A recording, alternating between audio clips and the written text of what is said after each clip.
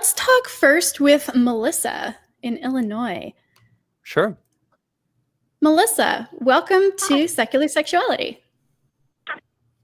Hey, thank you for taking my call. For sure. How can we help with you? How can we help you tonight? We'll help So with you. it's completely irrelevant to Christmas movies, so I apologize for that. No, not at all. I'm just now beginning to research sexuality from a secular perspective. And I have a son who's 14 and a nine-year-old daughter. And we have talks whenever anything about sex or anything like that comes out. We talk about it, and we try to talk about it nonchalantly, even though that's not what we feel at all. And so, like today, my son was talking about how he hated health class because they're talking about sex ed right now in health class. And I explained to him that it's important to know these facts and know about your body and know about, different things around sex and, just whatever. And so he asked what herpes was, and I told him what herpes was, and he asked how you could get it. And I said, well, you can get it through regular sex or oral sex, either way. And so we just talked about that a little bit. And so we're trying to be open. And even though I feel mortified, not show him that I feel mortified, because I shouldn't feel that way. So I'm just wondering if you guys have either a book or resource that you would recommend to someone who is learning about sexuality from a secular perspective and teaching their children about sexuality from a secular perspective. And maybe just a tip of something not to do or that would be useful or anything like that. I don't know if that makes sense at all.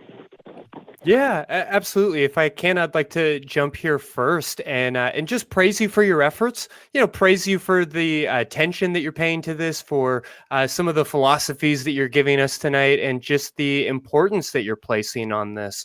That being said, I do want to kind of highlight a few things for you. You talked about how you are wanting to make this very casual, be kind of nonchalant about it, which I think is a good ethic, kind of destigmatizing sexuality and making it more comfortable. But I heard you say something along the lines of like, we're terrified, but we shouldn't be. And that should is doing a lot of work in that sentence. To maybe kind of go back to some of our conversations earlier about communication and honesty, I want to highlight something I saw in the chat about how it's important to be able to have secrets, be able to have things that are maybe private or that you have boundaries around without actually lying. And I think it's really beautiful that you want to model a lot of comfort with these things. But I want to maybe stress the importance of being transparent. That doesn't necessarily mean sharing like the intimate details or secrets of your sex life, but of just being honest about the fact that some of these things are uncomfortable for you to talk about, because that mixed messaging, what we used to call schizophrenic messaging or schizophrenogenic messaging, thinking that by saying one thing with our words and evidencing with another with our bodies, that we were actually making people kind of lose their minds in a lot of ways. It's still valuable to recognize that discrepancy can be really challenging, especially at a young age, especially when somebody is trying to teach you something. So the discomfort that you're feeling, I know that you want to cover it up. I know that you don't want your child to pick up on some of your insecurities or some of your struggles, which, it's worth noting. Your struggles were picked up honestly. I don't know you or your story or your background, but it's very human for you to feel uncomfortable with these topics in this culture, in this environment that you're in.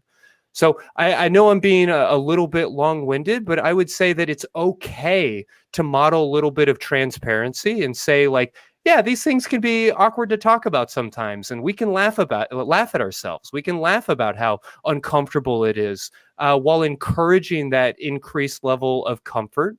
And then beyond that, I just want to kind of highlight something you said about sort of like regular or normal sex versus oral sex. I think that one of the important values that you're going to want to stress to a 14-year-old is this very like expansive, sex positive understanding of what sexuality is.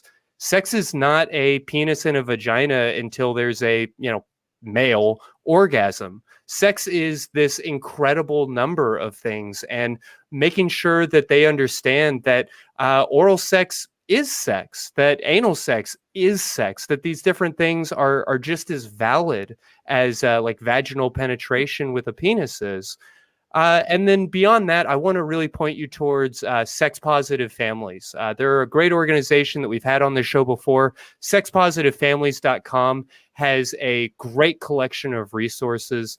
I don't know a specific book to point you towards, because I always end up going to their website because it's so well broken down by age. And the age of the kid that you're talking to is going to be an important factor of the resources that you're looking for. So they do have a section that's going to be set aside for that 13, 14, 15-year-old block. And I think that would be a great place to start. No, that's awesome. Thank you. I know I threw a lot at you just now. Be checking it out. Excellent. And I'll make sure to have a link to their website in our in the show notes for this episode as well. Yeah, I wish I had more like resources and actual advice to give, because like Christy, you did an incredible job. But I just want to let you know, Melissa, like I had a secular mom who talked to me about sex very honestly, and like, good job. You're doing a good job. Keep going. Mm-hmm. Thanks. Yeah, I'm a new atheist. I come from a very evangelical background. And so all this is very new to me. So I'm trying to learn so I can help. No, we're so glad to hear it.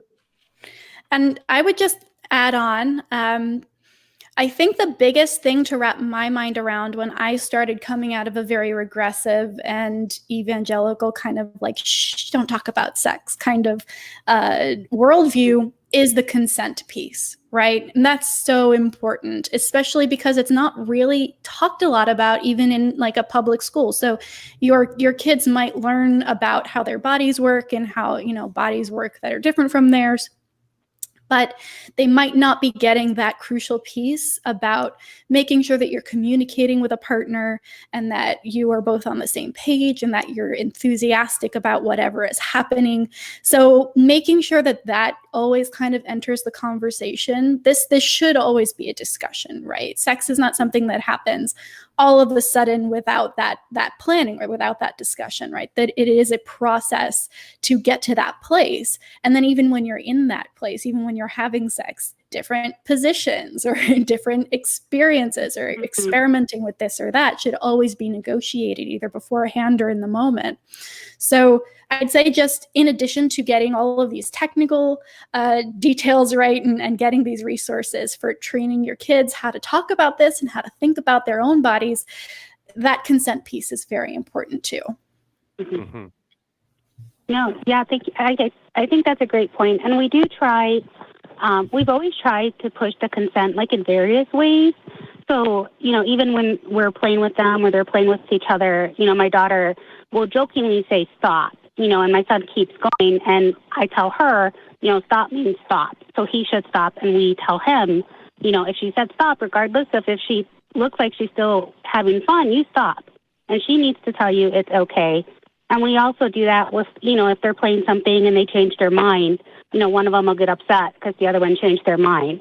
And, we'll let them know, hey, no, that's okay. You can change your mind whenever you want. So we do try to reinforce that consent concept in everyday life as well so that it does transfer over. That sounds like beautiful work. Yeah, I love that description. I love it. Awesome. Well, you sound like you're on the right track. It sounds like everything, you're doing everything right, and you're probably facing a lot of your own inner kind of demons as well, which can be kind of exhausting and kind of scary. But keep on doing what you're doing. I think that more parents like you are going to radically shape how we continue to talk about sex in this country moving forward. So you're doing a lot of good work. Keep it up. All right. Great. Thank you guys so much. I appreciate it. Thank you. I love that. All right. My mom talked to me about sex from a very No, a penis is a penis and a vagina is a vagina. You don't call an elbow a fiddly fork. Like, just it is what it is. It's normal. You don't have to give it a secret name. It's normal. I love that. Oh, yeah, absolutely. Being able to use the language is by itself important too. I mean, euphemisms like make you more comfortable to talk about sex, but my point more is just talk about sex like it's normal. It's not this weird, freaky thing. It is weird and freaky, and it's scary. Not the kind I like. But it's not something you should be ashamed of, is what I'm talking about. You can talk about it. And go, Melissa. I love that. Absolutely.